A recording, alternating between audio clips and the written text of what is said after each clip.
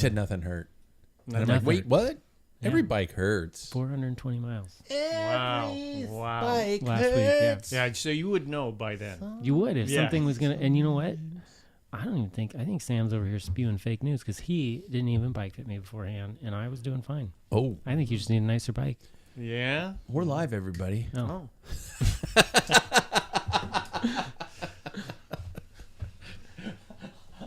I'll edit that out. So anybody listening to the live stream, you just Please got forget. in on a very secret thing. No, Sam's not here, so we can bash on him. Before we begin, it's that time. That's right. Sponsor missions, everybody. It looks good. Okay. Doer Activewear, you guys. I've been mentioning them, and I'm so Doer they keep coming back, and I love it because they want me to tell you guys about pants from plants. Best fitting, coolest looking pants and shirts you can wear riding around town. Jackson, you got them? Yep. Are they the black ones? One of my two. Nice. Did you see how easily he got his knee up like I that? was going to 'Cause wear they're my flexible. black ones, Yeah. but I washed them yesterday and I hang dry them. And so the pockets were wet, and nothing's worse than wet pockets. What pockets? You know, Because it's next to my junk. Some of the best pants I've ever had. yeah, me too. Yeah. Yeah, I'm serious. I'm going to buy a pair of their shorts because I'm going to start commuting. I know you have some reads. David, we're going to take care of you, I promise. Doer, we need one more pair. One more pair. But no, it's I love them, and I will say wash them separately the first couple times. I have blue one, just the jeans, and I have a lot of clothes that have come out. It's on the with a nice instructions shade of blue. the pants. On the I little know, It but, is. you know. Turn them inside out. Wash with similar colors. They also say not to stress or be an athlete for 40 years. Or you're going to get heart problems. But screw that too. The great pants. You guys get over to shopdoer.com or use the link at Packfiller and use the Packfiller 15 to get your style on and off the bike. Give you a discount there too. Scratch Labs, you guys. We have Scratch Labs. Jackson has it. I haven't tried the strawberries and cream yet, but the new recovery is here. I'm going to try it this week for sure. Great, brilliant, wonderful stuff. And you got what shoes? I got Cherry? the cherry. Yep. With caffeine?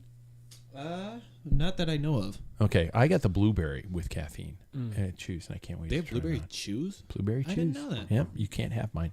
Well, Get over to scratchlabs.com and you will not regret it. Next, Untapped Maple. Speaking of, we got that too. Flavor, fuel, and fast. Paul loves the coffee. Great ingredients, pure clean energy of Vermont maple syrup. Don't think this is for your pancakes, although it probably, oh God, the coffee syrup on a pancake? Hello. Light, clean, and great on-the-go fuel. Click on the link at Packfiller, and big thanks to them. And finally, you, the listeners. That's right. We can take it to the next level. You guys asked me. I put together a GoFundMe instead of this Patreon program. Apparently, you don't like commitment, and I understand that.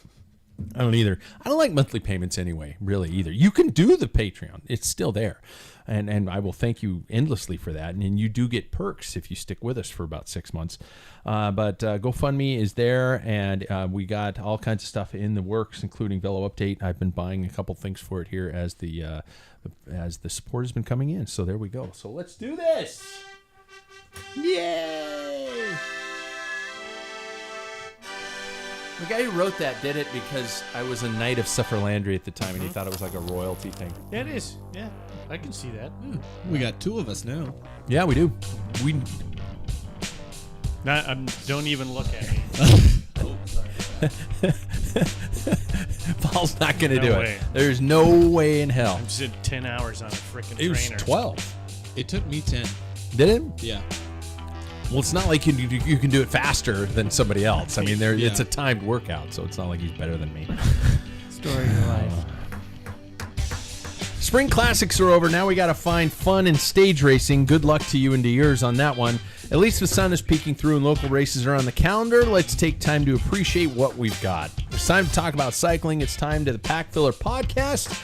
I'm Pat Bulger, and we are live in the Rim Break Bar on YouTube, Facebook, and maybe even Twitter. I don't know which one Jackson's clicked.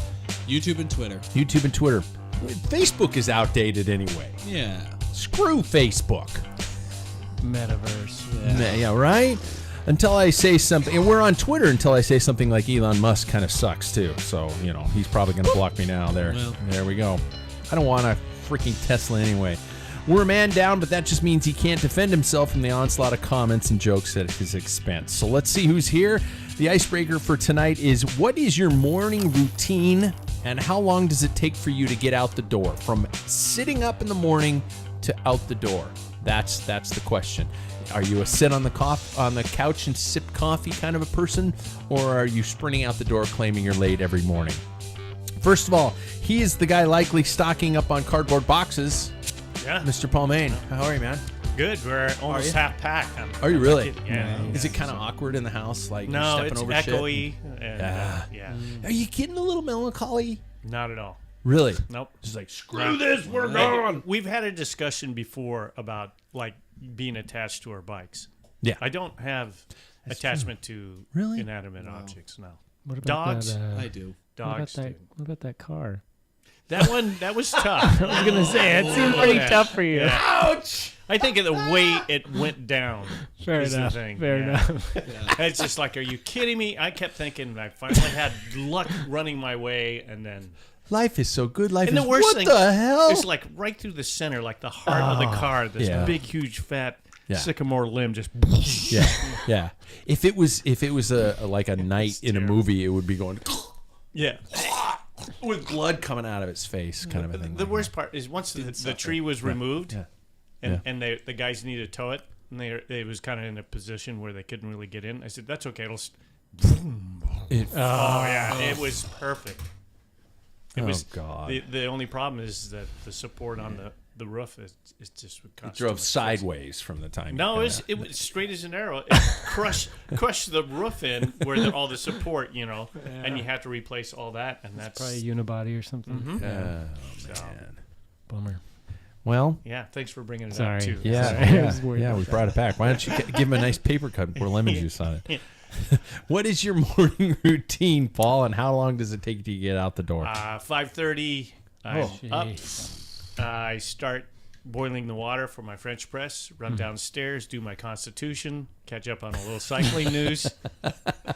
Run back up, grind the coffee. Now, is it oh my God, I got to go run? I always, okay. if I start moving in the morning, doesn't matter if it's 4 It o'clock in the starts morning, moving. Really? 3. If I wake up at 8:30, and I don't know how long it's been since I've slept that long, I usually don't. I wake up by 6 usually, but it starts during. I've got a half hour before I've got a load in my pants. Oh my God. Turtle head Yeah, it is. poking I'm out. sweating, and there's times where I'm like, whoop. So So, it's touching cotton. It's touching cotton. Oh my That God. stuff. so from eyes open to out the door, what's your time? Well, like? because I start my day at home, so You do? Yeah. So I would say actual routine. Yeah. I am within 45 minutes. I'm downstairs working. You're good. Yeah. Okay. That's So, shower and yeah. everything like that. Yeah. Okay. It's 6:15. I'm already doing my work stuff That's good. That's good. That's efficient. and drinking coffee. Next, he's the guy who just came off a 400-plus mile week of sunshine and tacos. Mr. David Waples, how are you, man? Pretty good. It was mostly burritos. You were right. See? Yeah. Yeah. But same genre. God. Yeah. Yeah. It was pretty good. Your nose is a little darker than normal, but that's I got burned. I got a rash on my hands. Like I put on SPF 50 twice that day, and I came home with a sun rash. What's a sun rash? When you get too much sun exposure, like Sunburn? sunburn, and then you get a rash on top of it. It happens to us pasty. I'm Irish pasty, folk. and I don't get sun rash. I get sunburn, and then I blister. This was the first time I ever had the rash. Really? Yeah. But you know what? My wife had it too, so Something it could have been else for something me, else. Doctor, could it be the sun cream? The sun cream? Mm-hmm. Could it have been that a reaction to that? Maybe. I guess it could have been. Mm-hmm. We both did get it. My wife and I both did get Did it. she use the same? She did. I'm just. Yep. I'm not the doctor here, but I'm I just kind of mean- putting things together. It would make sense. Yeah. Do you concur? David, morning routine. What are your work hours like though? You probably on and off of different times. So Yeah. so your routine on a day you have to work from eyes open to out the door. If I have to work before 8, because I like to sleep in a little bit, Yeah. I get up 30 minutes before work. I take 10 minutes to get out the door. Whoa. Well, sorry, I take 15. I would take 10 if I didn't have to wait for the coffee pot. So that's the only reason that it takes me 15 minutes. But all I have to do is put on scrubs. It's So, basically going from pajamas to pajamas. okay. Brush your teeth, and I'm out the door. No shower. I shower at night, You shower at night. so I don't have to shower in the morning, so I Gotcha. can sleep longer. Gotcha. And I'm getting a coffee theme. So Paul's a French press man every Yep. morning. Yep. What's yours? You're Mocha Master. Mocha Master. Yep. Oh, nice. Okay. Yeah, yeah. Okay. I tried Paul's French press recipe. I got up early for it because of the amount of time he It is the time described. I got up consuming. 15 minutes early to do that. Uh-huh. Wow. It was good, but I just don't think I'd get up 15 minutes. It's not worth 15 minutes Well, more. and I make a bunch of coffee for myself and my wife in the pot, and then Mhm. I can't, Yeah. to do two. I have French a liter press. and a half French press. Oh, okay. See, Yeah. yeah. Thermal or just glass? Just glass. Yeah. Mm. Okay. Next, he's he might have a new nickname here pretty soon. From Nightwing to Rear Wheel Killer, Yep. Mr. Jackson Bulger. How That's are you, me. man? I'm good, thanks. 3 flats in one ride.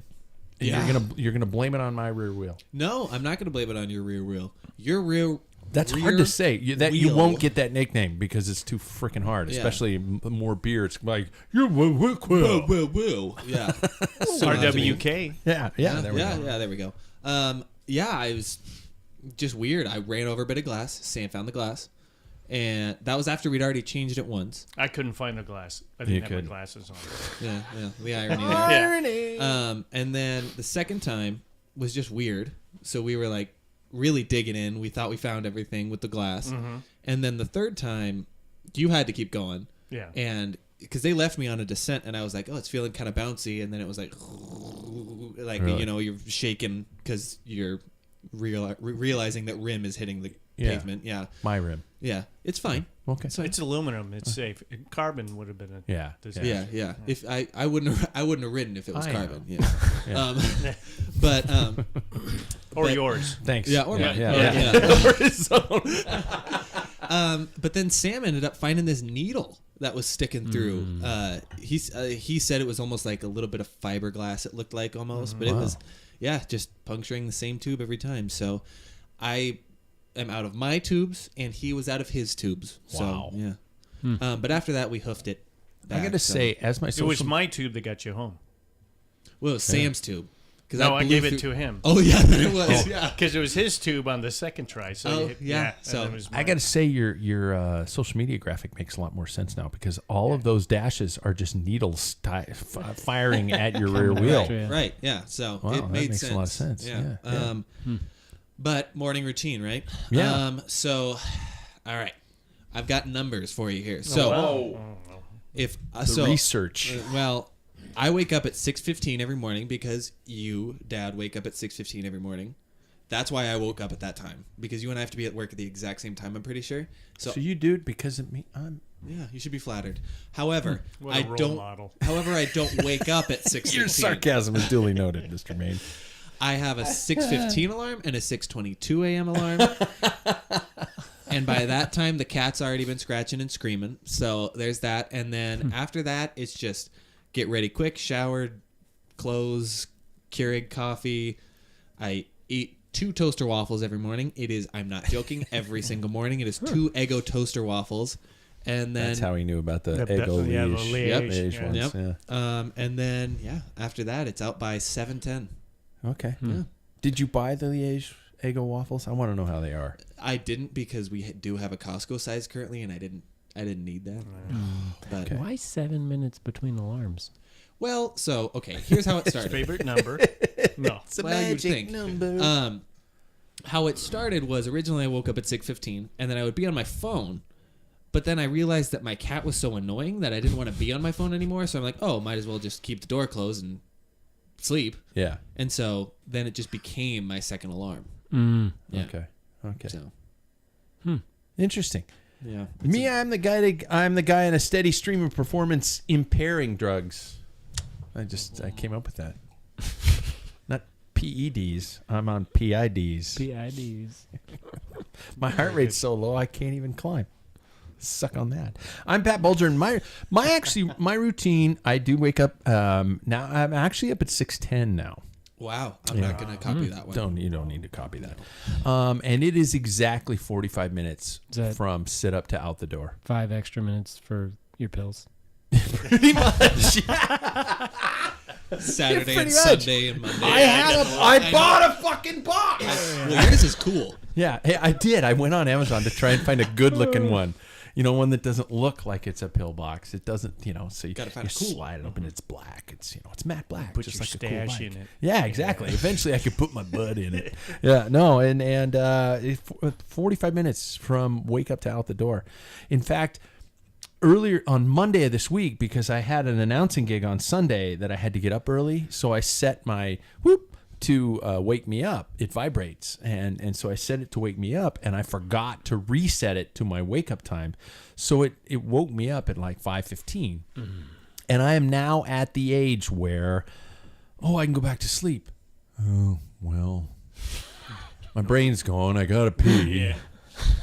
I had to pee, so I got up and I went out, and I said, it's like, I might as well get up. So I took my pills, and then I showered. I got my clothes ready. I iron every morning too because I really am bad at folding, so I basically have to iron everything. And then I went downstairs, had my coffee, and I was drinking my coffee, and I just went, bucket, might as well go to work.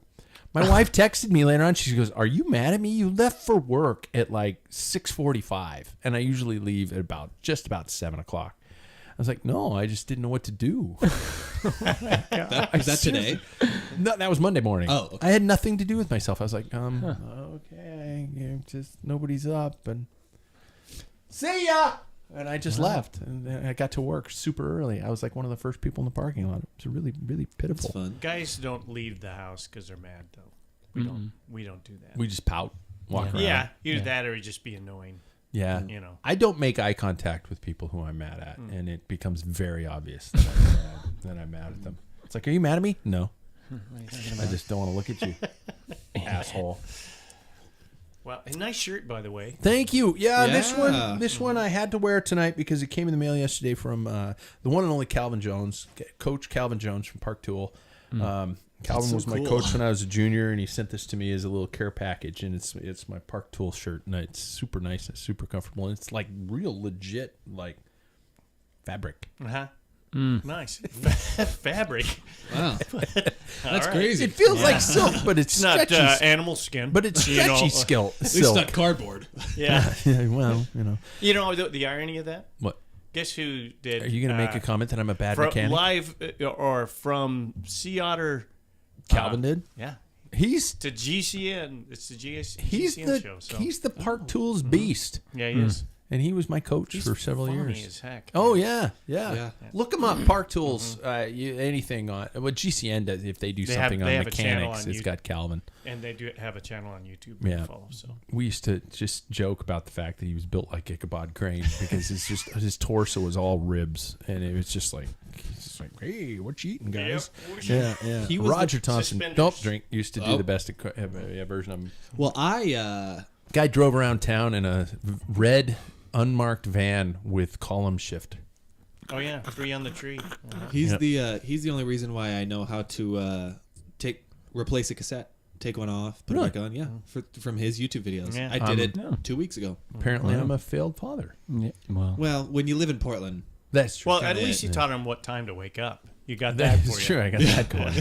This is the part of the show that we check in on people's training. We might as well go to the winner of the week. Dr. David talked to us about his Sunshine and Burritos training camp. Did really over 400 miles in a week? 406 days, and then the last day we rode 20 miles for cinnamon rolls. Nice. Yep. So it was just a bunch of, I was alternating like 50 and 70, and then the last day I did 80. It was great.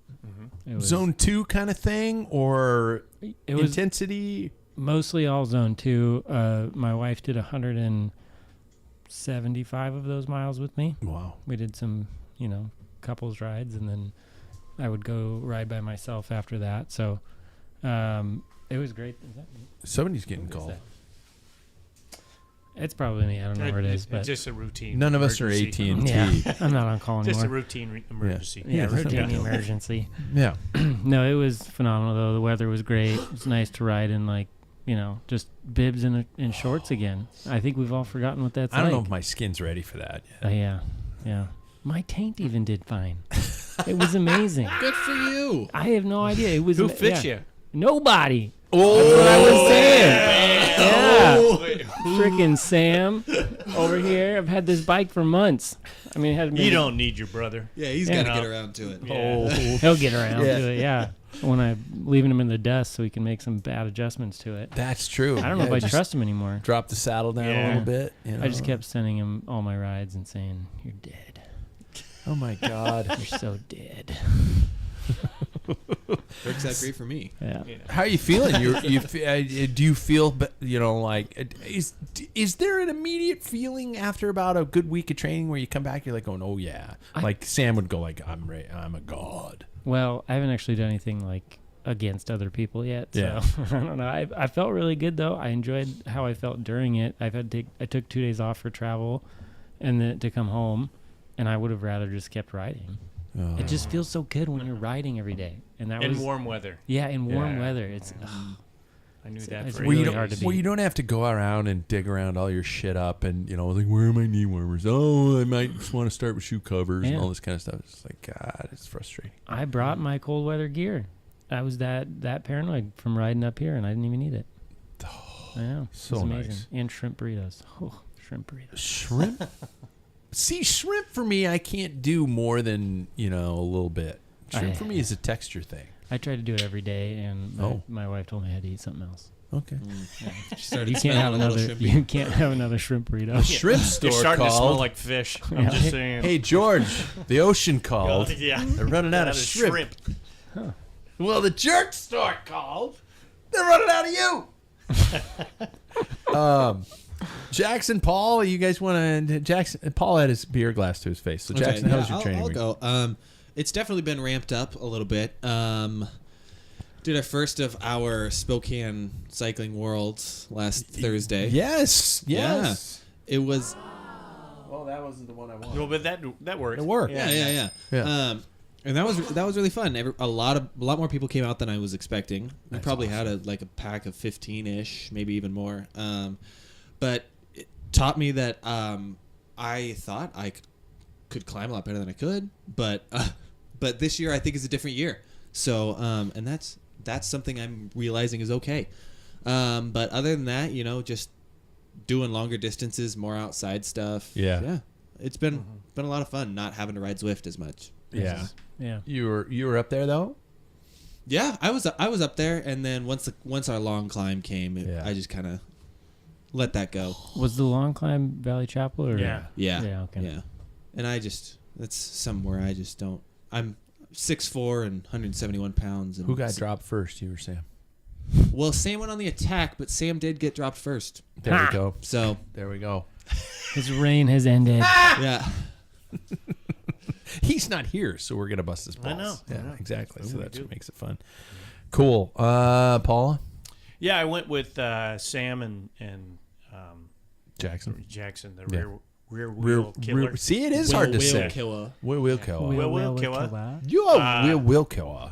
And I had a time schedule, so Yeah. on the descent, when all of a sudden he wasn't behind us anymore, Sam goes, I bet he flatted again. And I said, dude, I got to go.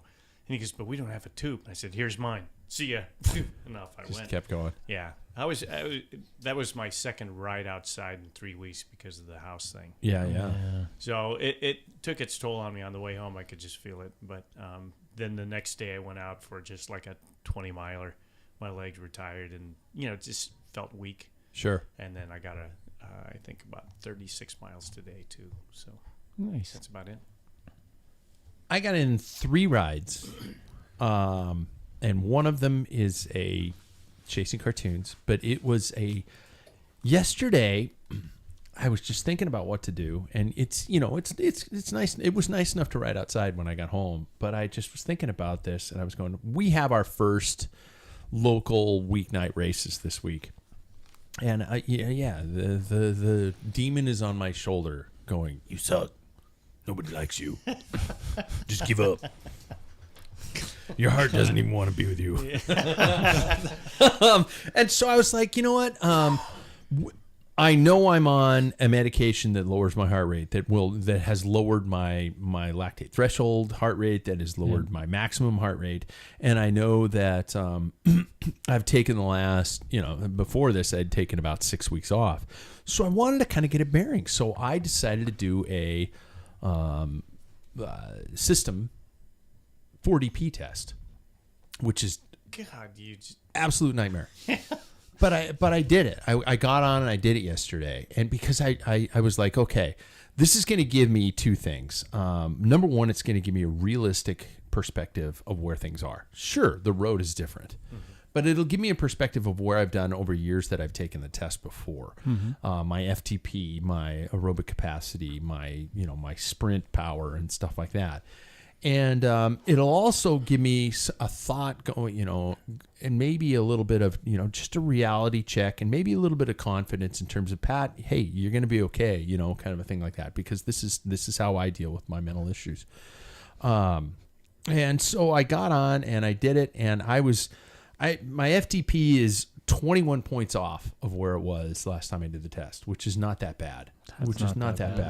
My max sprinting power is actually the highest it's been in like the last 10 times I've taken the test, because I've been so paranoid. I'm in my classroom office while kids aren't there doing wall sits and lunges and stuff like that. So I've been basically a gym rat, but my gym rat is a classroom cinder block office. Yeah. My lactate threshold is down over 10 beats.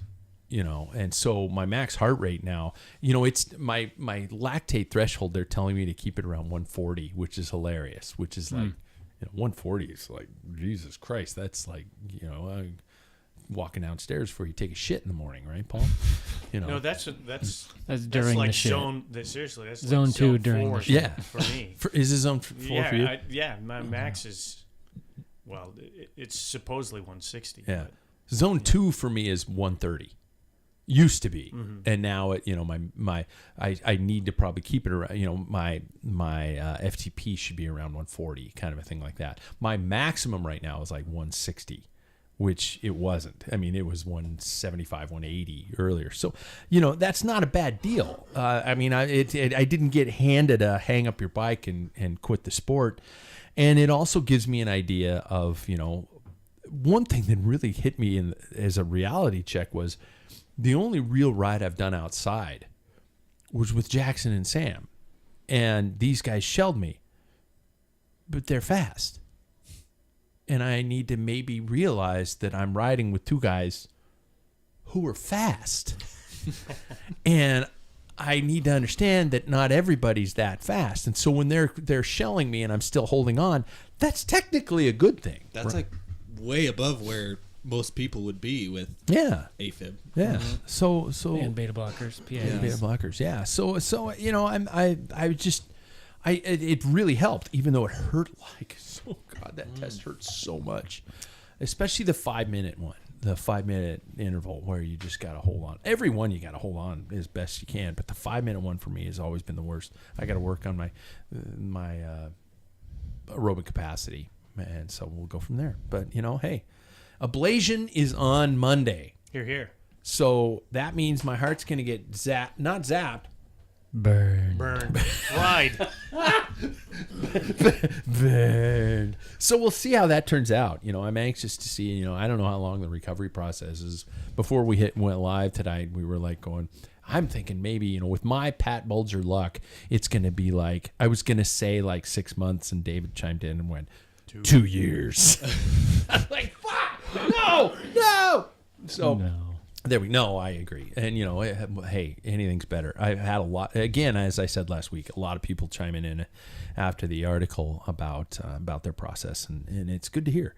So local racing is back, as I mentioned earlier, and I do want to mention big thanks to local club Badlands Cycling for putting this race on. Badlands.org is their website if you're a local racer. 2 D's on bad. Baddlands. Yeah, get on there and sign up for the series. If you can do it, sign up for the series. Support bike racing. You get one race free if you sign up for the series.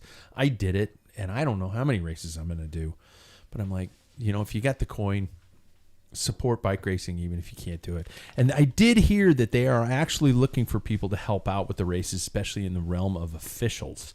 So if you can help out in that, get your official's license. I think it's pretty common knowledge that I hate USAC. I'm not a fan of USAC. I don't hate them. I think they've got some work to do, and so. But I'm going to get my official's license anyway. I'm going to do it. I'm going to have it just in case we want to put on a race. You know, I talked about the NABRA thing and being able to put on a race, and they said it's nice to have a couple people with official's licenses. So, you know, do it. Take the test, volunteer, one race a year. Wouldn't that be nice if all of us as bike racers got a official's license and did volunteered one race a year?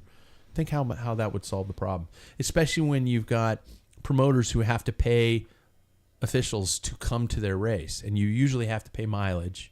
You do. And From all the that time kind they of leave stuff. their home. Yeah. And so wouldn't it be nice if just every community had 5, 6, 10 officials? Mm-hmm. Pretty cool. What a wonderful world. How's everybody feeling? You guys fast, or are you on target, or are you still improving? Paul always thinks of himself as he sucks. I'm not. No, not even close. Today's ride was not. That was an indication I'm in trouble on Thursday. But that's all right. I'm starting all over again, and this is go out there and taste blood in the back of my throat from my lungs spewing it out and dried out. But yeah, Like the knight who got impaled. yeah, and my car brought up by Dave. Clearly too Nice. soon. Yeah. I think I went out the other day and did an all-out effort of patch to see where I stood compared to prior years on like 5-minute power, and I tasted blood for like 15 minutes. But I wasn't far off, so I'm feeling pretty good. Yeah. I mean, it wasn't my fastest. I was like, the strange thing is you kind of welcome that. I did go hard. Yeah, well, it's That's like, the thing. That's how you know you really push yourself. Yeah. If you can taste blood, you're like, Yeah, I did it. Yeah. This is a really messed up conversation that we're actually like, yeah, right on, taste the blood. man. Yeah. I mean, I was a little worried when it didn't Yeah. go away after like 15 minutes. I was like, Jesus, Wow. might have really done it. Jackson, how you feeling? You were talking about, your climbing legs aren't there necessarily, but you're not in any major climbing event. Well, never mind. I'll shut up. No, what I was gonna say is I think that was like good news to me. What? Weirdly enough, How so? that my climbing legs weren't there because That's not what you've been training. I know I haven't trained for climbing because I'm not going to climb this year. Yeah. In like a competitive event. Yeah. So we reached the top of that climb and Winston, who was a really nice guy. Yeah. I'd never met Winston before on our Thursday night ride this last week, but he wanted to go up for like a sprint at the top of the climb, and I was shelled, but I still put up pretty good sprint numbers. So I've been watching a lot of like Cat 1-2 crit races and stuff like that, and I'm not trying to be like Sam, Yeah. but we're reaching numbers, Okay. sprint numbers like that. So All right. I think that's what I've been looking for since January. So yeah, sprint legs are there. Nice. Yeah. I hit 1,200 watts Nice. Yeah. for about, that long. I don't think I ever. As hit long as 1,200 watts. Really? No. No. Yeah, I did. Huh. Yeah. Wow. It won't do me any good, unless I'm avoiding a dog There you go. Yeah. on a ride or something like that. I'll He's a bastard. Yeah. Go sprint with Eddie. Yeah. Anybody else have? I mentioned this before we went live. Anybody have any out of town plans for traveling to any races at all? Jackson shook his head. Well, he's getting married. So. I was, but this house thing came in, and you're out of here. I'm gonna say it. It's always something. I'm still registered for Tour de Bloom. I'll get you here. Okay. Can You I are ask still a registered. question? Why do we drink when we say that? Tradition. Because I say it so often that it becomes a drinking game. It becomes a Okay. drink game. I am making a T-shirt that will be for sale on the website here soon, and it'll have the logo on the front, and on the back it's just going to say Roger, and it's going to say Tour de Bloom. Yeah, because you can't include the last name because then you got to ask permission. Yeah. Well, I think he'd give me permission, but no, I don't. Well, we never. I don't want to give him the credit. Yeah, yeah. No, it's just Roger. Yeah. Yeah. See, I keep saying it, but those are that one. Doesn't count. The first reason to drink always became off my original co-host, the one and only Mark Hodgson, who Yeah. is in a brotherly bromance with Roger and has been for 40 years, and they're very close together, and I mean that in a positive way. Yeah. He mentions him a lot, so every time he mentions him, he has to say we had to drink. So Gotcha. I'd like to go to that, and I mentioned that Portland and Vancouver crit weekend. Mm-hmm. I don't know when that is, and I got to pay attention to it. I have a gravel race in August in Whitefish, Montana. That's my season goal now, is to get through this ablation, get the ticker back in line, and be able to do that. I think it's a 100-miler. Nice. In the woods of Montana, where they actually include bear spray with your entry fee. No way. Oh wow. I shit you not. Yeah. That You is- can actually you gotta pay a little extra for it, but it comes with bear spray, and that's just something to think about. Yeah, I have to fight away grizzly bears. So there we You go. just ride faster. Yeah. It might help your time. Yeah. So I guess what we do is Jackson just disappeared to pee. If only we had a pisher downstairs. God, Poor it just Jack. seems like it would be so. Oh, I wasn't going to mention his name. Oh, I did. Because he's going to text us now in about 3 days. Yeah. But let's get to the news, shall we? The news brought to us by our friends at Perry Street Brewing, you guys. Neighborhood craft brewing at its finest. On tap with us right here in the Rim Break Bars, the Doma Coffee Porter, which Sam is known to down like he's having an oasis meeting in the desert. He's just like, is that a... Be sure and visit the tap house. Grab a burrito. I love their banh mi. Ramen burrito. See, I like the banh mi pork burrito. Well, I don't do pork, but You don't? You don't? Oh, you're just like he's like his I am, brother. except for shrimp He's a burritos. choiceitarian. I Yeah. made a lot of exceptions. You for know, shrimp, shrimp burritos. are the pork of the sea world. Shit. Yeah. Just saying. Don't say that. I just tell myself with every bite, shrimp don't have feelings. I was thinking, Paul, now that you're moving downtown, and our usual stop used to be a pizza place here after bike rides, but that's a little higher up the South Hill. Maybe we might have to switch to Perry Street Brewing after bike rides. Yeah. I It's stop farther in there. east, but I don't care. Yeah. Yeah, It's all but flat. I from would there think to that'd you. be good. flatter. Yeah. I don't care if it's flat. I need to keep riding my bike. No. Yeah. Well, I'll be riding all the way up to our meeting at Rock and Market. yeah. Oh, you mean Laundry Room Cafe? Oh, yeah. Yeah. But I was just thinking, I mean, we could meet there, and they got a wonderful deck out there. Yes, sit they out do. there after a ride and have a beer, and a great variety of beers. So Yes, they do. that's always a nice Very thing, much too. So, news. Dominance, thy name is Vollering, and SD Works. It was a historic victory for Demi Vollering at Liège-Bastogne-Liège, who captured the Ardennes Classic Triple Crown after winning Amstel at Flesh Wallone early in the week to claim all 3 wins in one season. Wow. A thrilling race all the way to the finish line saw her out sprint Elisa Longo-Borghini. Come on, Lisa. To take the victory while her SD Works teammate crossed the line in 3rd place. So I doubt that California boy caught the racing this weekend. So we can go to the OGs, Jackson and Paul. Your thoughts on SD's race tactics and how about their amazing spring in general? Yeah, I mean, it's hard to really think that they could have failed this. It just right when the race started, it was kind of a who else thing, and I was thinking we would have had a almost mirror image on both men's and women's side, but yeah, I wonder if we will see no longer an Annemiek van Vleuten dominance kind of year. Did find her legs in this race. We started to right. see some of the old-fashioned, her old-fashioned style, Yeah. attacking style, especially in the final Ks of the race. Yeah, but I wonder if this is going to be. You can see almost a changing of the guard a little bit when it comes to maybe we're seeing the next winner of everything. She's got a pretty damn good DS behind her. Yeah. So Yeah. someone who's done it for a while. So I think she's the future. What I'm trying to get to. Vollering. Yes. Any thoughts on her transition into the stage racing season? Women's tour, the women's Vuelta starts next week. Yeah, it'll be interesting to see if that does continue on. I don't know. She's been pretty strong on the stages and stuff. I think that's going to be a little more interesting on the women's side. Is, where you're talking about the men's racing being boring because it's the same big guys. three. Yeah, but and Demi Vollering wins all three. I mean, SD Works won all spring. yeah, no. Well, pretty Paris much. Roubaix. Pretty much. Yeah, pretty Paris much. You're right. Yeah. Oh my God, So- what a great surprise that was. Yeah.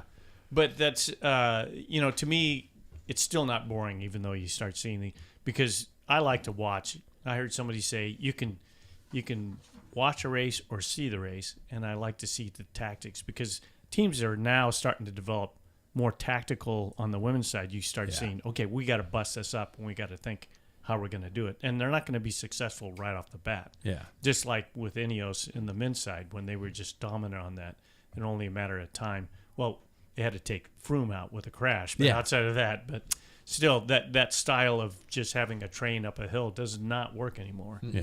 So, I Sure think makes it more fun though. what This new tactic, Yeah, not just riding hard at attack. the front. Yeah. Yeah. So, but I think SD Works is a very strong team. It'll only be a matter of time when the other teams, Trek is right there. Yeah. And the other teams, unfortunately, are, they just have to cleave on to whatever they can get. Yeah. But that, I think, in 5 years, we're going to be seeing on the women's side, like you'll never know. Yeah. Yeah. Seriously. Speaking of the age, the men also raced that weekend. I don't know if you guys knew that. Well, almost all of them. That was a bad joke, Pat. The event was highlighted by a basically return and a repeat by the one and only winner from last year, Remco Evenepoel. Waited a bit longer for his final attack this year, and his rear wheel stuck. No, it skipped. Did it skip again this year? Yeah, and I think it was on the Lara Dude too. He had his what's his name? His teammate that did all the polling. I'm drawing blank. Yeah. Anyway, he came around him on Lara Dude and he spun out. I think he leaned forward on the steep portion. He spun out a little bit, but talk about a savior for Soudal Quickstep. And I'm going to ask you this question a little bit later, but it also gained notoriety by the rider it lost, Tadej Pogačar. Crashed around the 80-kilometer mark, which I guess, correct me if I'm wrong, the live coverage just pretty much started after he had abandoned. pretty close, yeah. Yeah. And soon thereafter, with a broken wrist, he abandoned. My first question is, was this a Remco win or a Tadej crash? That's what I was going to say. Because I don't I bet you Remco... I bet you he's celebrating the win for sure. Sure. But I also... So is Patrick Lefevre. If you're friends with him on Facebook, it's every third post. It's like my dad posting memes. Yeah. Patrick Lefevre is my dad posting pictures of Remco. But I wonder if he was thinking, I wish I went up against all of the best. Yeah. Because I think it would have... Because the strength that Remco showed was pretty substantial. Rode away from the best in the world. Yeah. I will say I wish Tom Pidcock never got that concussion, because I think it would have been a different story if he didn't. Yeah. But I think that it would have come down to a sprint finish between the two of them, and I don't think we would have seen the same result we did. Yeah. And so part of me wonders if he finished that race and thought, I could have raced against. It could have been us two at the end. And so I wonder if he's thinking, no, was it like the best of the best? I would feel I would ask myself that question if I were him. But I mean, also, he was the strongest on the day. Mm-hmm. Yeah. He did show some pretty incredible strength. I didn't need to see all I did see in those shorts, though. I will say that. Okay, that's coming a little bit soon, a little bit later in the show, but yeah, white shorts was an interesting choice. It was a bad choice. You don't show up in white shorts unless you intend to show be at off. Unless you tend to show off a little. Yeah. That's a statement. You can't be a pack filler in white shorts. No. Yeah, it was. No. Hey, everybody! I'm circumcised. The fact We know. the fact that he went Castelli, don't send me the black. Yeah. Give me the white. That was a bold choice. a bad choice. They in my had to opinion. agree to Okay, it too. we're gonna get to that later in the sorry. show. We're gonna get to that later in the show. I do have a very important part that I want to talk to you about with that kind of stuff. How does this set? Two questions, I guess. How does this set up Remco for the Giro? And thought on what 6 weeks of recovery could do to Tade's thoughts ahead of time. What's going to happen next? Anybody want to take a bite out of that one? Either one, one or the other. It'll make him unstoppable, is my thought. You think so? You think Tade's going to be, or Remco? Tade. You think Tade's going to be unstoppable because he's got to take, in essence, 6 weeks to recover? Yeah. Yeah, I think he's going to come out of that with a fire under his ass. Yeah. Just wanting to kick some ass and I will hungry say and he can still ride. You know, he's going to have to. he doesn't have to stop training. Yeah. Like, He won't. it's just a He scaffold. won't stop. You know, I think it's a fortunate thing because he goes full gas, and I think that a little break, his body's probably going to go, hey, thank you. yeah, And yeah, that type of yeah. thing. A So, little reset. yeah. A little reset opportunity. But Forced I mean, reset. you think about it. He was right there for Milan-San Remo. He got Flanders and he got Flèche-Wallonne. I mean, and you would have been full gas then, with LBL. So I don't. God, that guy's I was an amazing hoping for that person. race to be- I just don't think it's going to affect him that much. I was really hoping Not a for that scaffold. finale. I was really hoping for that finale With between those two. Remco and stuff. Yeah, Yeah, I don't know how. I mean, Remco, like I said last week, is Remco would have to dispose of them on a hill and TT away. But with those road conditions, you could see Remco was tiptoeing around the corner. He's got He's memories not of up to speed on some of the bike. Yeah, I mean, with this fall at Lombardia Yeah. back then, that was nasty. So Yeah. I can understand why. It's going to be an interesting as we transition into stage race season. It's going to be a very interesting upcoming next few months. So before we get to that, and I do want to take us to our first topic here, you guys have probably noticed who are listening at home to the show, other than being live, that now we do have a little quick ad insert into the show that's been happening, and that is that's how podcasters pay for beer on tap and stuff like that. So I'm going to take a quick pause and allow those people to talk. And Bender brought us back. Now, so I want to, the Spring Classic is over. Let's reflect on all that has happened. So it's time for a little segment I like to call, in my opinion, I should have some sort of a musical sting, shouldn't I? Yeah. What could be a good one? Little deet, because we're a bunch of clowns anyway, right? Sounds like you could just do it. Yeah, I could. In my opinion... in my opinion, there we go. Yeah, there we go. And so what I'm going to do is I'm going to ask you guys quick questions here, and you guys are going to provide a quick burst of your opinions, because we tend to talk way too long on this podcast, but you're going to have to keep it quick, right? Thank goodness Sam's not here. Ugh, Yeah. Jesus. So it never stops. yeah. So we'll go this way around the room. We're going basically clockwise. Yeah, look at me. I figured it out. Clockwise with Jackson first. Best race of the spring, in your opinion? Boy, I think Flanders. Flanders. Okay. Yep. Paul? Roubaix. Wow. Like you would have said Yeah. anything other than that. Both men and women. Yeah. I enjoyed Roubaix. And you can pick men or women. Yeah, or both. Yeah. Roubaix? Roubaix. We know I don't watch the Roubaix. You don't. You should. You should at least catch the highlights. I catch the highlights, Yeah, but then okay. you That's can't fair. get anything smart to say off of highlights. That's true. You just know what It's happened. the GCN highlights are like 30-40 minutes, which Oh, is no, a not great recap of things, and I really like that. My favorite race of the spring is still going to be Strada Bianca. I just That was love a good race, one. and I loved watching that race. Both men and women. I thought it was an amazing day. Biggest surprise of the spring, Jackson. Spring Classics. Man, Ben Healy. Great choice. Great Yep. choice. Paul? Yeah, that takes the cake. But, Yeah. I would say the lackluster of Jumbo Visma on the from Flanders back down. They did really well early, and then just kind of petered out. You got to remember Wout van Aert, if without one flat tire, would have been probably there in the final throes of Paris-Roubaix. But still, nevertheless, they weren't able to make it. So. Yeah. The lack of Peter Sagan on the podium. That's a surprise? Yeah. For me, it was. We had a rough go. My biggest surprise this spring is just everything SD Works did. I mean, it's like we've never had this kind of a team dominance coming into the season like this. Best rider of the spring, Jackson. Tadej Pogačar. Can't argue that one. Really? Yeah.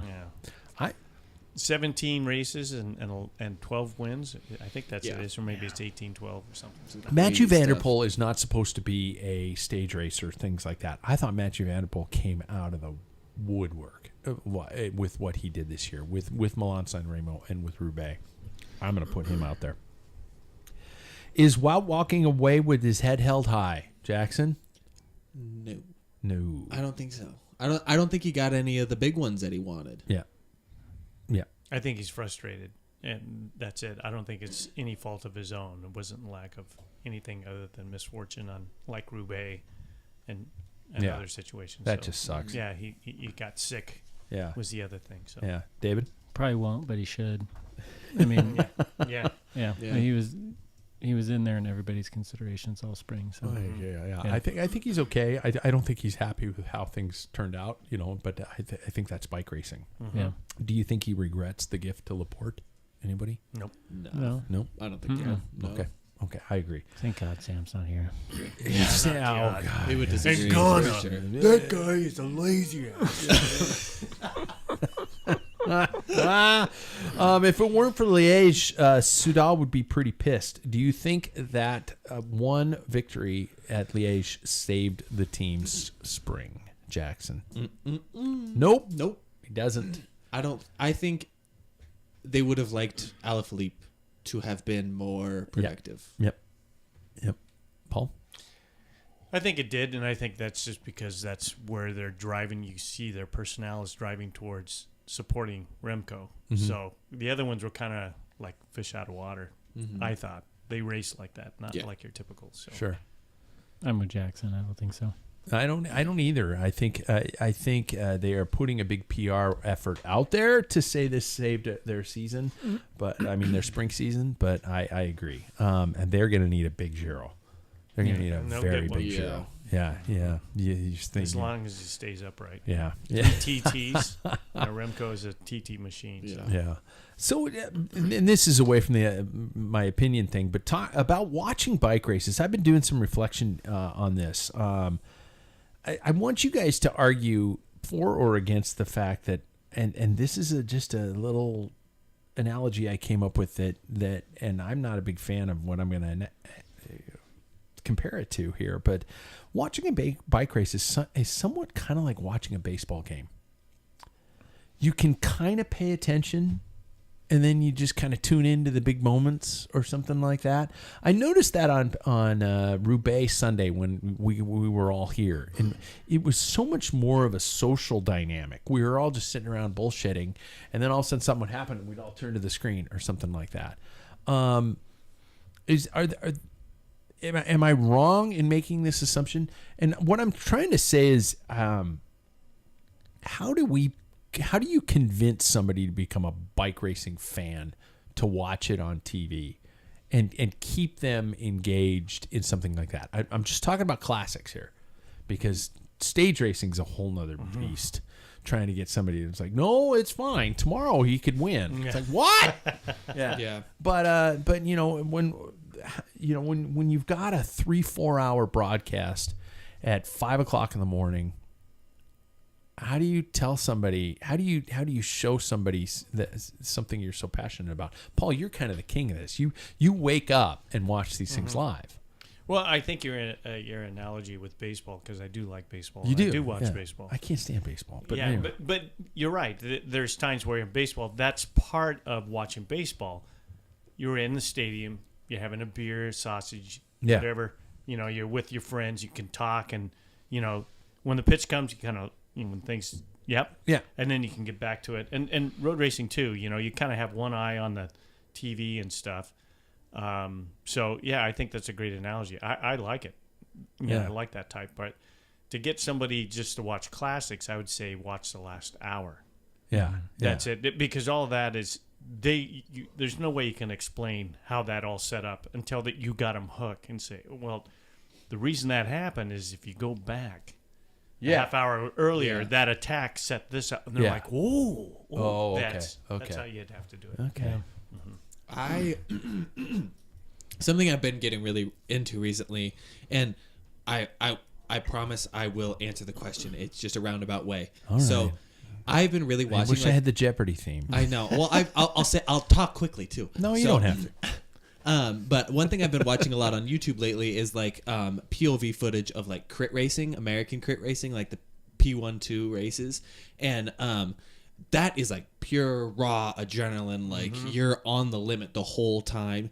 And talk about a great American version of what cycling is. And I think to start an American fan of American sports, start them there is a great place to start. And then after that, move to the classics, because sometimes these classics are laps. I mean, isn't LBL? Circuits. Well, a little bit. Probably the biggest lap one is Amstel Gold, but even Flanders goes Fields around. is all a yeah. small area. Yeah, they're just snaking all over this place. And then kind of just like to step up to that. It's not really that big of a step, and if you're looking at it, and then after that, if you have them hooked, move up to a stage race. It's kind of the same rules. You're throughout like all a of drug it. dealer. You do realize you're moving them up through the steps. Exactly. It's like crit racing is marijuana. Right. Gateway drug? Yeah, the classics are Don't go crazy over there. Classics are cocaine. Are cocaine. Yeah. And then the stage races are Heroin. just pure. David's beating me. I know my drugs. But I think that's a great stepping. Opiates. I think that's a They're great all stepping opiates. stone. Yeah. Next thing you know, you got a basement with 16 bikes and a podcast Basically a studio. meth lab. Yeah. Oh my God. So, yeah. Well, it's funny, but with the crit racing you talked about, how does that attract to the American audience? Because we Paul, you've been over there. You've experienced it in the realm of the fans who aren't bike racers. I mean, David, would you be a fan of bike racing if you weren't a bike racer? No, and that's what I was gonna say was that the way to get people to watch bike racing, they have to have had an experience with riding or racing a bike on their own. It's not, they have to have a community within it. So like the only reason you watch baseball is because we all played baseball growing up and everybody can relate. Same thing with football. Everybody played high school football, and so you can relate. But you've got a lot of just down and out fat fucks who watch NASCAR who've never raced a car. But they've driven their car fast. Yeah, okay. I don't know. I mean, I just basically insulted a gigantic population. You did. Yeah, it's okay. They don't listen anyways. Yeah. I'm bringing this up because we had a conversation a couple weeks ago about why Slovenia produces so many amazing cyclists out of a country the size of like Washington. Yeah. And I have a coworker who's actually Slovenian, and I asked her, I was like, so what was it like growing up? Did you guys just all love cycling? Because like I just have to imagine everybody, if you're going to produce that many cyclists, like it must just be like how we all love football and basketball in America. And she's like, not really. There's like this one guy I think that everybody liked but I don't think he's good anymore. And she's like referencing like, Roglic. Yeah. And then like, but anyways, it was like she doesn't care one bit about cycling because she's also never like been a ski cyclist. jumping, for Christ's sake. I mean, that's about come on. That's There's a lot of watch mountains. humans fly. Yeah. Anyway, I think you have to have you have to be able to relate on some level. And so if you've never ridden a bike, I don't know how you get somebody to enjoy bike racing. And that's where that that new league in the States have come in, where they're trying to create this point system, create this whole kind Have of you thing. guys watched? Any of you guys watched? I this? started watching one, Yeah. and I tried to I got confused. What are we watching? It's what National Cycling League. Yeah. Oh, You know, I don't want to bash people trying to make bike racing happen, Let 'em but go. oof, oof. It's where each lap in a crit is points. yeah. So you don't have to be the first person across the line at the end of the race to win. Yeah. And it's a team thing, and you can sub riders in and out. Oh. Yeah, it gets confusing. I'm a guy in his basement, but I think they're overthinking this too much. I think the clean, genuine, pure essence of a crit. Maybe you put team points as preems throughout the race. Exactly. Yeah. You know, Well, that's what intermittent Tulsa throughout. Tough does. Yeah. Tulsa Tough for 3 days. There's 3 crits, and you can. As a cyclist, I can watch the whole, 90-minute Yeah. Pro 1-2 race, and it's intense. There's a lot of guys that are filming it and that type of thing, and and you can see crashes happening and stuff. Yeah. Yeah. Jackson hit it on the head. I think that's where you're going to get people who aren't exposed to it. Yeah. Now, in Belgium, they don't even have to ride a bike. It is what the NFL is to Americans. My mom loves pro football. She never played a minute. Yeah. I only played in high school, but she absolutely is a Seahawk fan and everything. But I think that's America or the NFL is able to culture that a little bit. And to culture it, I think we need to start small and work up. And crits, people are like, wow, that's pretty cool because it's fast, it's dangerous, and that's what people want to. I mean, They want to watch skin get drugged across Yes, the they pavement do. while they're drinking a beer on That's the why they're sideline. watching NASCAR. Yeah, That there's hurt. kind of a feeling like that. Yeah. That's He's why they're bleeding. watching NASCAR, because they're like gigantic crashes. Or hockey. They stack up. Yeah. Yeah, hockey smashing We're other all- sports. God, yeah. Football smashing other people. Yeah. Hey, traumatic brain injury. Yeah. This might be too much of a tangent, but I was looking at the Sea Otter results Yeah. just because I had some friends racing down there, and I love that race. And there's all these e-bike categories. No. They did add an And, e-bike and at category. first I'm like, bleh, come on, like what e-bike mountain biking versus like but then at the same time we're talking about this and getting people interested. That's true. To be fair, we're seeing a lot more people on bikes because of e-bikes. But should they race? I don't know if I want them to race, but I want them to be interested in racing. Yeah. That's, I want them to be interested in biking. the Wednesday night mountain bike race series this year. A buddy of mine's putting it on. Co-promoter of mine at the 24-hour Riverside race. Is they have allowed an e-bike category this year, and I still hate it. Oh. yeah. I'm trying to make an argument, but I hate it. But they're racing at their own time. They're starting at their own time. Yeah. And they're going early, and they're racing the course, and they're coming back, and yada yada yada. They're not going anywhere, but really, a Fondo or something like I don't know.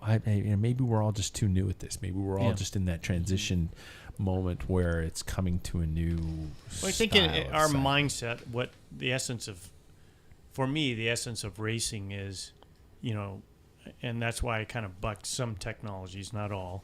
Tasting blood on your tongue. Yeah, exactly. Yeah, I mean that using disc brakes. Yeah, tubeless tires. At a certain point, shorts with pockets. Well, you have like watts. The problem of following watts, and then microphones and stuff like that. All that. It kind of took away with. This is probably going way deep or too deep. But go, Paul. It's okay. We're here to catch kind of it. like the rawness of being out in the wilderness by yourself. You have these resources. You don't have somebody going, hey, there's a bear around the corner, so go right. It's a survival. You're sitting there looking, and you have to judge every guy that's around you. This guy looks like today he's on. This guy I was worried about, but his mouthscape. I mean, that's the stuff that's the essence of road cycling. Yeah. And when you had Froome just looking at his meter and his watt output, and he's like, okay, move it up to 478. 1.21 gigawatts. Yeah. And this is where we incline at 20%. If you jump it up a little bit, it'll flatten out, as opposed to that's what I like about cycling. And that's what I like about classics, because you start looking at the way races are now, all of them say, we don't even look at watts. You don't have time to. Yeah. It's all on instinct Yeah. and who's around. So anyway, that's e-bikes that's why it takes away that whole. He's like, Well, shit, I'm tired. I'm going to hit the motor here, or I'll use that. I'm running out of battery. That just kind of takes away what I didn't even think about that element of it. It's like somebody can go full assist the whole time. Yeah. But then it'll run out of battery, and then they got a 50-pound bike they have to But not if it's a 5-mile lap like the Wednesday night series. They're going to stop and charge a bike. No. Yeah. No. Let's say it's a 45-minute race tops. You can go full support on that thing. Yeah. You can ride the whole course on full assist. But what if this is like high school football, is what I'm getting at. You tolerate it, and it cultivates people who appreciate the culture. They're never going to race, but they're going to appreciate cycling. They're going to appreciate the culture. So we give them a participation ribbon is what you're saying. Yeah. We tolerate them. Yeah. They can't have any of my beer at the end of the race. No. You have to have pedaled. Yeah. Okay. There we go. So let's move on to our second little topic, and this is the one that Jackson brought up, kind of, I don't know, intentionally or accidentally, but I do want to discuss what came out of Liège, was the heavily argued topic of white shorts by Remco and Soudal Quickstep. Jackson, you pretty clearly expressed your opinion that they were not cool. Yes, I don't need to understand the vastness or lack thereof of your manhood. Yeah. Pubic hair, it's like, dude, you should trim up. Yeah, I don't kind of shadowing out. Personally, it's a family event. I don't need that type of stuff. I'm speaking from experience. I'm speaking from experience of a rider on a team who once had red shorts, and the red shorts, if you didn't shake enough after you peeing before it was like a window. The color disappeared. Paul, David, thoughts on white shorts? No, I knew Paul would be black. Yep. And the thing is like it was a rainy, Oof. Yeah. And it just like it hides black shorts, your strip up your ass and all that. So.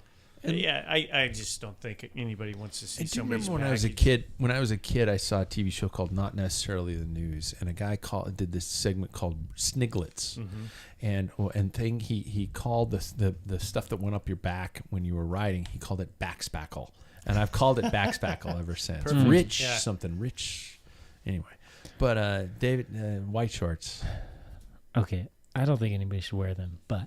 Do you have like blue, or do you guys have blue shorts or dark blue shorts or the brown shorts? Or what about a black. deep green? Yeah, remember first last year. Yeah, I think like a deep green is fine. Sure. Oh, so we're okay with certain colors. I think dark colors. Yes. Yeah. I'm sorry, but if you pull out white shorts, it's David's turn. Let him go. We're cutting him off again. Yeah. I distinctly remember my first race and how it has continued on every single race. You line up and you look around like Paul's talking about, and you're judging how this guy looks versus this guy looks on the day, whether they look fast. And I'm just saying, perfectly. If somebody shows up in white shorts, and you better be fast. You better be fast. Yeah. And it could be intimidating in a way. It could be intimidating. So I don't think they should come back especially in if you've any got way, a shape, or hemorrhoid. form. Yeah. Because that's just, a little bleeding spot in your asshole. But if somebody shows up in white shorts, I'm not speaking from experience. I'm either going to think they have no idea what the F is going on, or they're ready to game. So I think the rule should be, if you wear white shorts, there should be a test. At UCI, when they measure socks, right? Yeah. They should have a spray bottle and go to your crotch and go, shh. Nope. And if it, change. No, you're blonde. You're good. Yeah. No. I don't want to see anything. Just You can have whatever, but I'm going to douse your crotch. Yeah. And if you start showing, I mean, make it 3 layers white or something. Yeah. It's not- Seriously, yeah. jeez. I think if you're showing up to a line next to me and you have white shorts, instantly I know I'm going to beat you. In that moment, I know. Really? Yeah. And if you're beating me, I'll sweep you. And then there'll be red shorts. There's no way in hell. I saw something that I sent to Sam the other day, and it said, "Skin is temporary, but wiping out the whole field to win a crit, that's permanent." Forever. Yeah. It's forever. Yeah. It is forever. So let's talk fashion. Our sport is heavily influenced by how we look. We've talked about these kind of things before, but I just want to kind of check in with everything. I sent a message to my friend Frank at Velominati.com, and Frank kind of he got his balls busted for years because people took him too seriously, and even though it was classic cycling satire, but our sport is, in whether or not you are a roadie, a mountain, a trackie, a gravel head, whatever you are influenced by fashion. And do not even tell me that I don't judge anybody. Bullshit. Every cycling culture has its style. Yeah. And you are full of shit if you say you don't judge anybody, because there's nobody that pure in the world.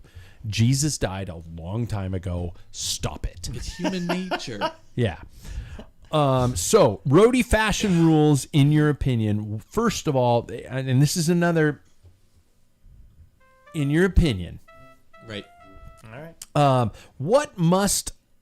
what at least one item that must occur in we're starting roadies, and this is because this is kind of our safe zone. What must happen in the cycling kit?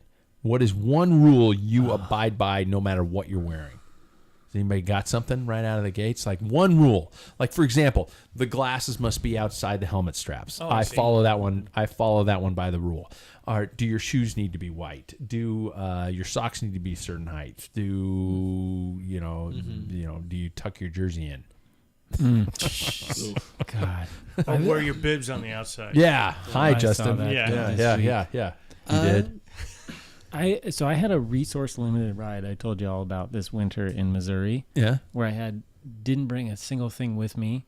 I had access to a bike and a helmet.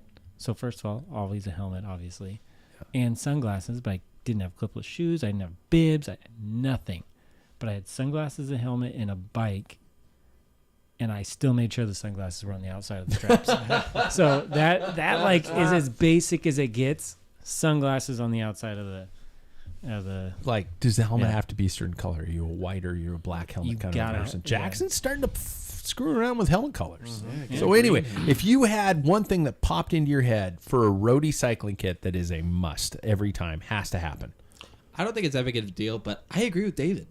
I always have my sunglasses straps on the outside, even if it's my eyeglasses. Yeah. They're on the outside of that helmet. Well, because you could theoretically ride in underwear as long as you have a helmet and glasses. I don't ride without a helmet and glasses because you don't want to get shit in your eyes and you don't want to lose your brain. This is interesting because Paul go does not ride barefoot. with glasses. I don't wear Yeah. He's not a Okay, glasses well then guy. maybe I'll say the one thing you absolutely have to have is glasses. I think that's, and that's coming from one of my original riding partners ever, Bill Knutson, never wore glasses, and it killed me. I was like, dude, you're ruining your eyes.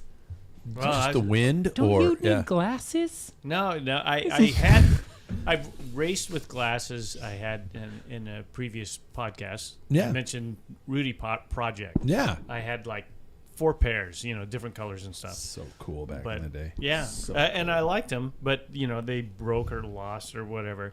And I just never. They're so expensive nowadays. You look at it and it's like, are you kidding me? Segment And- brought to us by Gooder, $35 to $45 a pair. Yeah, Just bought them. exactly. That makes it worth it. But my number one thing is sweating and then going across the limbs. Hate it. Within I the hate it first too. climb, my glasses are worthless. I was finding them in my back pocket 90% of the ride. I'm Yeah. like, what the hell am I having? I hate it. Don't you hit things in your eye and like? No, I did mention in a later podcast, the only time was in a crit, and a chunk of asphalt came And I could see it, and I squinted. I actually caught it like a monocle. And I'm like, hey, look. And I'm like tapping a teammate. And he's like, what the fuck are you Look, dude, I should be blind. Yeah. But I caught it, with my eyes. You can actually get scratches on your lens that over time don't heal from air. And I know it's probably... What, you don't I'm have against floaters, David? You don't have floaters in have your eyes? floaters. That you're just like going, away. And the UV protection. Yeah. Yeah. And I've never... So what in your kit? We're dodging the question. Sorry. We're So dodging for the me, question. it goes back to shorts. Shorts are a big thing. If somebody wants to wear a T-shirt or whatever, I don't care about the top. Good riding shorts, baggy shorts. I'm thinking you're an idiot because We're going to get to that. We're going to talk to the off-road here shortly. Yeah. Bib? Not necessarily, no. Really? But I don't want to see the separation between your... Between the if you jersey don't and have the bibs, shirt. yeah. The guys that have a tan line that looks like a tramp stamp. Yeah. I know what you're talking about. I've seen sunburn stamps like that. It's just like, That's bad not choice. Jackson, you got any? With my sunglasses. Oh, your sunglasses. Yeah. Okay. How about when to skin suit? When are skin suits acceptable? When are skin suits not acceptable? We can be judgmental. I'll say always. It's up to the rider. Skin suits are acceptable all the time. Anytime. I mean, a lot of pro roadies are wearing basically a skin suit for the entire race. Yeah. Our old team had a River City Red. We had a selection. It was called a speed suit. So it had full pockets, but it was just a zip to here, and it kind of opened up. Yeah. So I'd like that.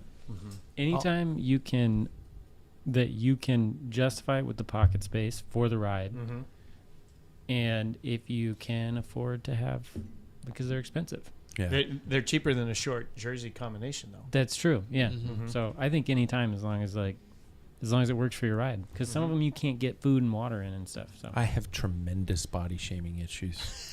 I hate wearing my skin suit. I really do.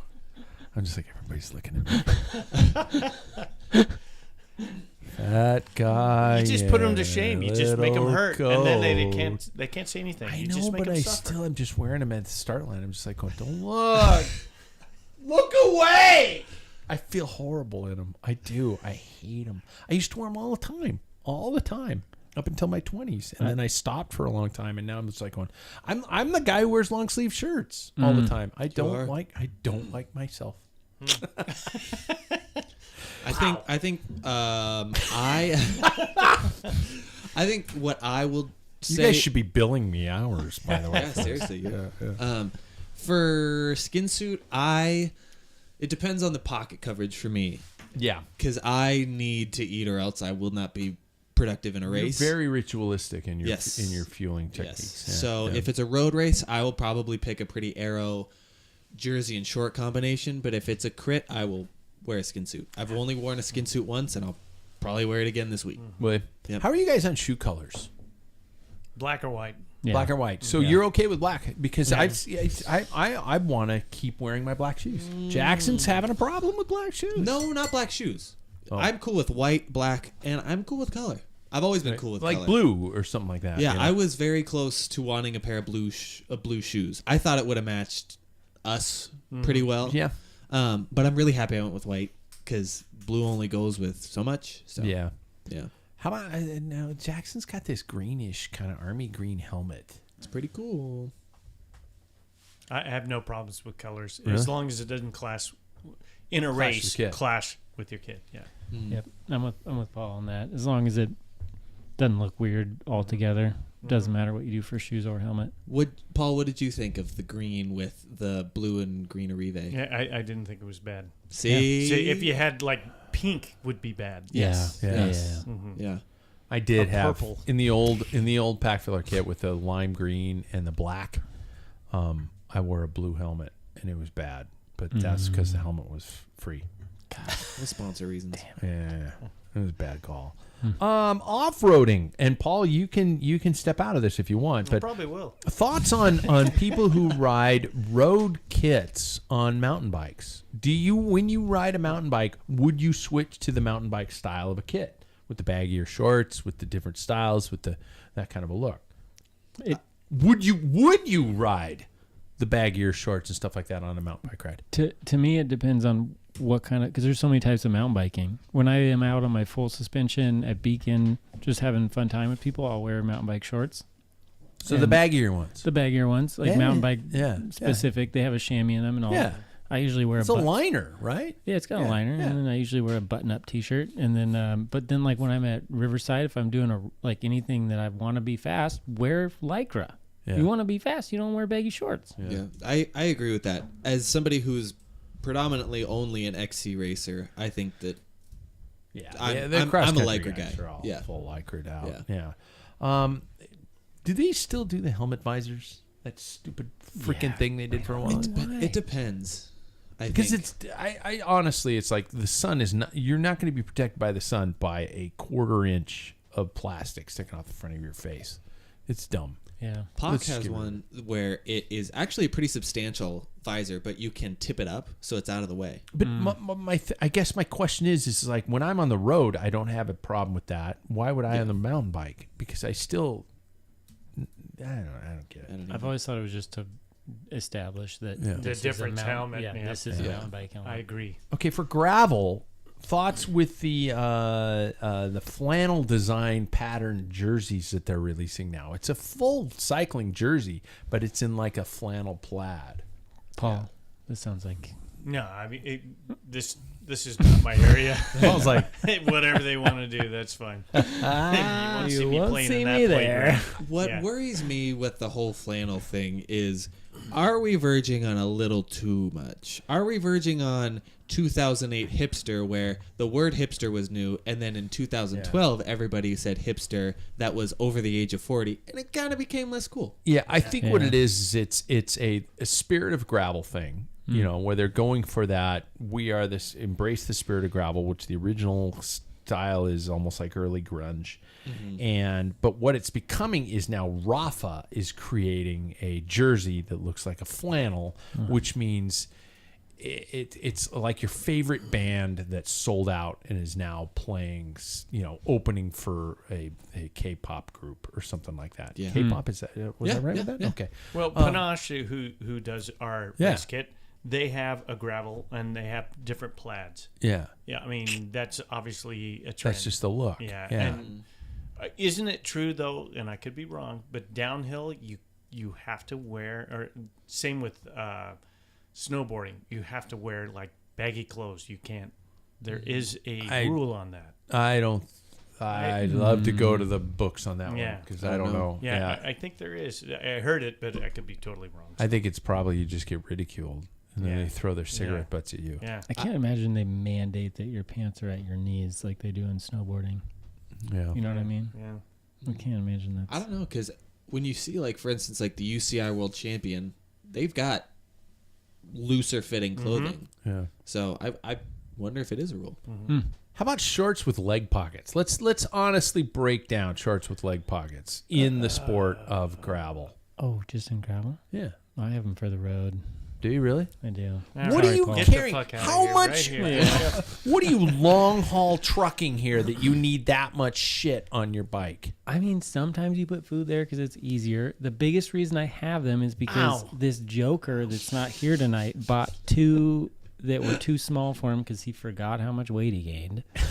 And It's just bubble butt, man. It's He's his- got the he has points. no butt. Oh he no, goes- he does. It's a horse ass. It is. What are you Yeah. serious? He goes straight from like Got a great lumbar to sacrum down Yeah. to Oh, butthole. yeah, It's he just a is. flat line for that guy. Sacrum down to butthole. Yeah, it's a flat line, that guy. Anyways, I wish that could be the name of tonight's show. Sacrum to butthole. Sacrum to butter. But I don't know if people are going to sign up to watch to listen to that episode.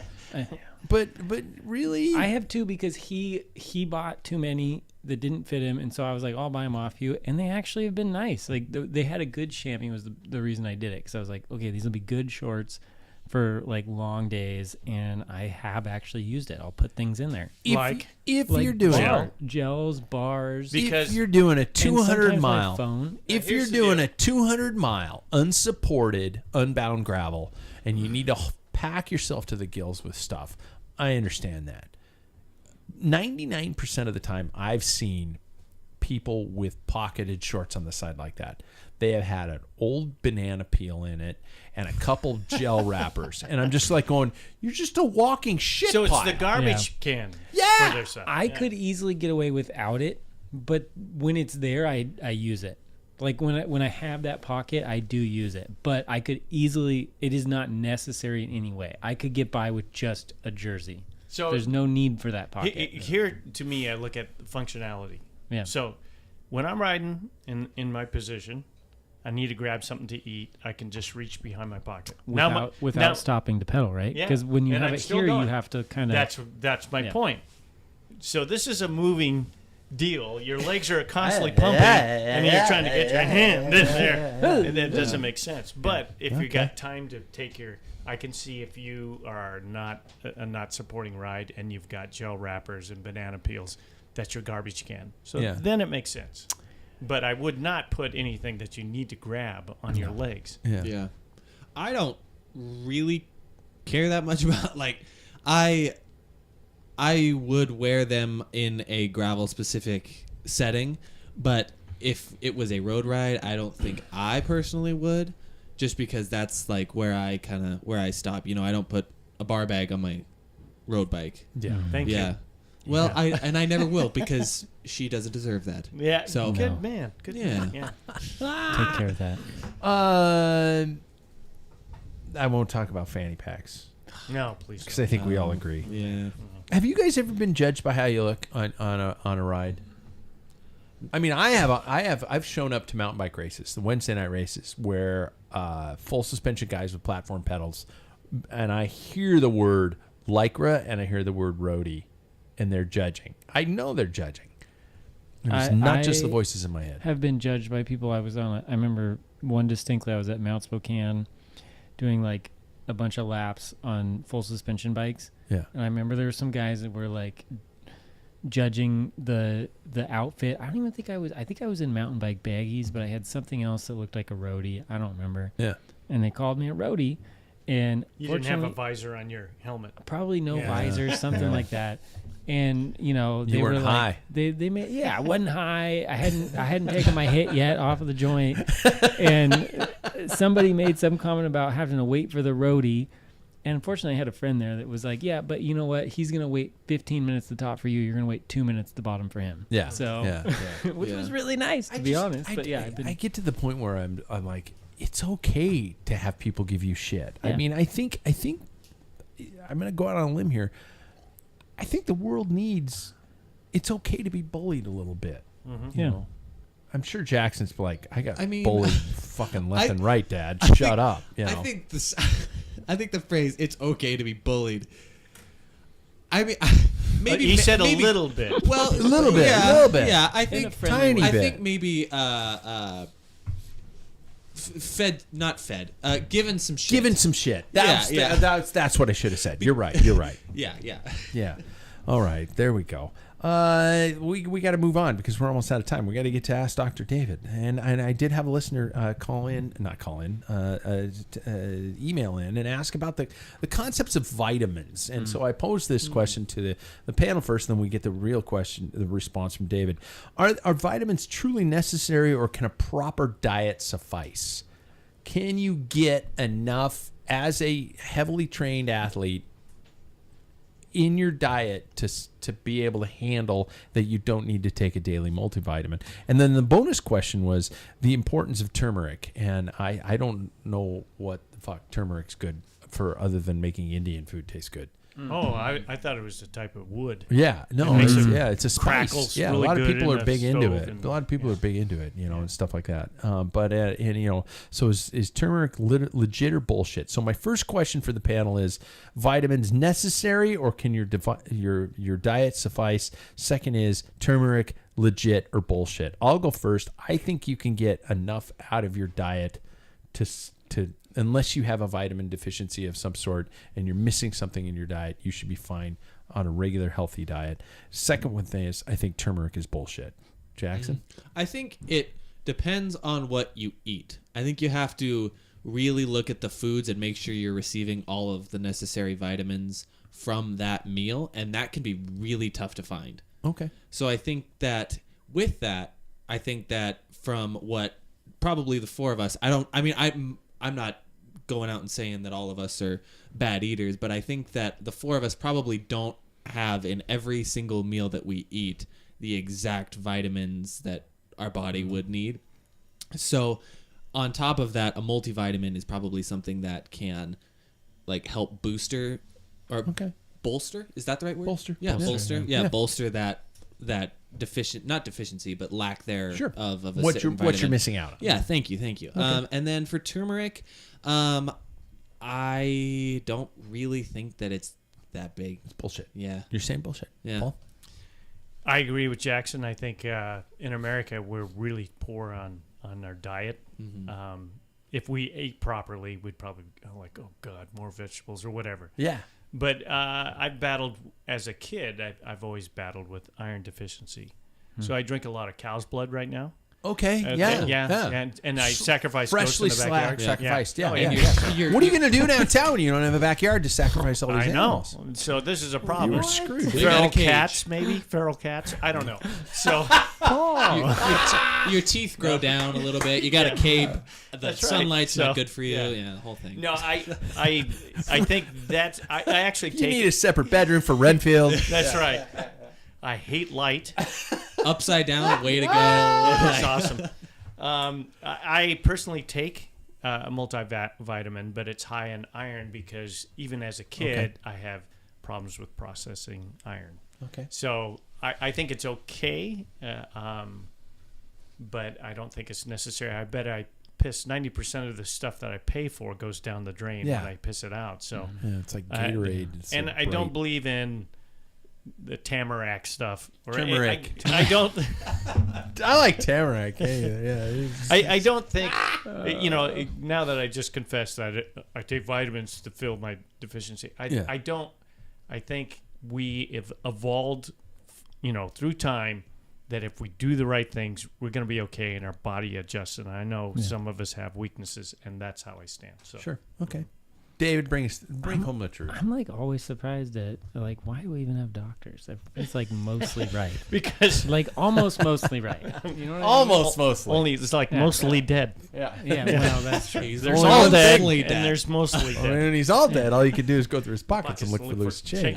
Yeah. I get asked this a lot, like in primary care. What vitamins should I take for X, Y, and Z? And like by and large, the idea of taking vitamins prophylactically is not a good idea. For one, the things you buy over the counter at GCN, there has been multiple studies that verify that what they sell you is completely different than what they tell you. So what they say is in the bottle is more often not what is actually in those pills. There's no FDA regulation of the concentration or what actual chemical compounds are in the vitamins you're buying from big vitamin stores like GCN. What? Yeah. So they're not FDA regulated. No, they're vitamins and supplements do not fall under FDA regulation. If you go to a doctor and they diagnose you with something like a vitamin D deficiency, which is actually very common up here in the Northwest, that's legit. If they diagnose you with iron deficiency, that's legit. And they can prescribe you iron or vitamin D that you get from the pharmacy you can trust. By and large, though, the idea of you should just eat a whole, complete diet. And you may not get in every single meal, you may not get everything you need, but if you do a wide variety of unprocessed foods, you'll get everything you need in terms of vitamins, unless you have a known deficiency of something like vitamin D. The vitamin C thing with sickness, there's no real evidence there. We don't really... In medicine, we don't really endorse that. Vitamin D is real. Iron deficiency is real. So my advice is just to eat a complete and very diverse diet. Yeah. And then if McDonald's, Arby's, brew Wendy's, cheese. Oh wait, is brew and cheese Taco national? Bell. Yeah, that's the food chain. I mean, the food pyramid. Yeah, that's right? the top of the pyramid. I will be honest here. I didn't really eat that great over the winter months, and I don't know if this would have anything to do with it, but the immune system really kind of took a hit. I feel like if you eat poorly, it does reflect in your health. So just eating a good diverse diet of fruits, vegetables, honestly, as a vegetarian, I will say animal products are still like a reasonable amount are actually good for you. But Whoa. I don't personally eat them. Heard but it here first. Yep. Heard. And then Heard it here first. you heard it here first. See Yep. what you did there. So I personally don't recommend it to people unless I check their labs and find a vitamin deficiency, which I only check based off of symptoms they tell me. And then turmeric the idea is that it's an anti-inflammatory like an NSAID, and that is a food. It's natural. I mean, don't put it in everything, but if you want to add turmeric to your diet to help with your aches and pains and your recovery, go for it. Like that's not going to hurt you. Cinnamon does the same thing, though. Right. It's like that's not going to hurt you. But you know, if you're buying like pills with turmeric, probably don't do that. Just put turmeric in your food and call it good. So Or weed gummies. Or weed gummies. Is Yeah, that- that would probably be fine. Or edibles. So Yeah, that's what I mean. Yeah. so the question I have is, I take a daily multivitamin. Yeah. Is that really something that I necessarily need to do? I don't think you necessarily need to. I do think in Washington, it's not a bad idea in the winter months to take a vitamin D supplement because we don't get any sun. Yeah. Most of my patients that I test for vitamin D deficiency are vitamin D deficient. But the B vitamins, if you eat milk or you eat meats and drink milk and cheese, you're going to be fine. Vitamin C, That's if you really eat interesting. fruit, you're going to be fine. Can I Never ask would've you known about that. vitamin D? Because I had my GP years ago was talking about, there was a study about vitamin D where cancer, they don't know if it really helps prevent cancer, but those on lower portions of, more sun exposure that get vitamin D have a lower rate of cancer as opposed to people that live up in the north. Yeah. So is that true, or is this is like, you guys are asking, you're hitting at some real hot topics. Yeah, because then you're talking about an increased risk of skin cancer too, and some of those more. Exactly. late There's a lines. balance So, somewhere. yeah. But vitamin D is, there was a huge study in homeless people during the beginning of the pandemic who were less affected by severe COVID. And the theory was that they were they had higher vitamin D levels because they're always outside. And vitamin D helps regulate your immune system. And your immune system is actually one of the first defenses against cancers, because when an abnormal cell pops up, it destroys. Your immune system could destroy it. There's the problem is that there's no actual, we don't have any good data hard to tell data, you one way or the other. I mean, if you're getting an adequate amount of sunshine in your diet or life or whatever, like you live in somewhere not Spokane during November to, what month is it? Just now? April. April, yeah. You're going to be fine with November to vitamin D. October. Yeah, but and Seriously. vitamin D is one of those ones that's pretty harmless. So if you want to take a vitamin D supplement, you pee out the excess. There's no harm in that. So D, there's different levels, right? D3? yeah, and really just any over-the-counter vitamin D supplement will suffice. So you know how I'm going to bring it home? How? The moral of the story vitamin is beer. the moral of the story is you can do one of two things. You can either ride your bike outside whenever it's sunny Yeah, and eat a diverse diet. and eat a diverse diet, or you can get a meth problem and lose your house and sleep outside. Right. I also thought you could stay inside, eat McDonald's, and take vitamins.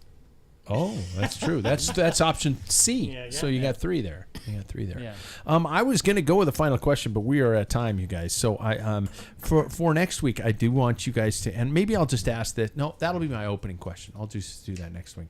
All right. And I will mention it earlier because I threw these guys in as a late second sponsor, but I do want to say thanks to our friends at Mojo Cyclery and Reynolds Wheels.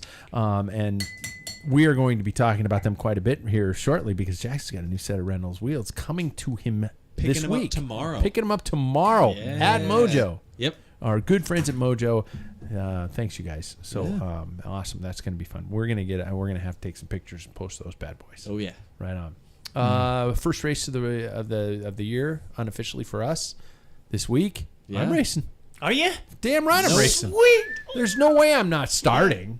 That's why I took the fitness test. All right. Yeah, So I could know, like, hell yeah, I'm Yeah. racing. I'm happy boy. I might be taking pictures after 7 minutes, but that'll be okay. We got a pretty big team coming to the race. Yeah, then. there's no way I'm missing it. Yeah. By the way, it's Jackson's birthday that day. Too. Oh, It Whoa. is. It is. Yeah. Well, All you right. can work for me on your birthday. if you Yeah. want. We're gonna start. Sounds good. We're gonna show up to the line drunk.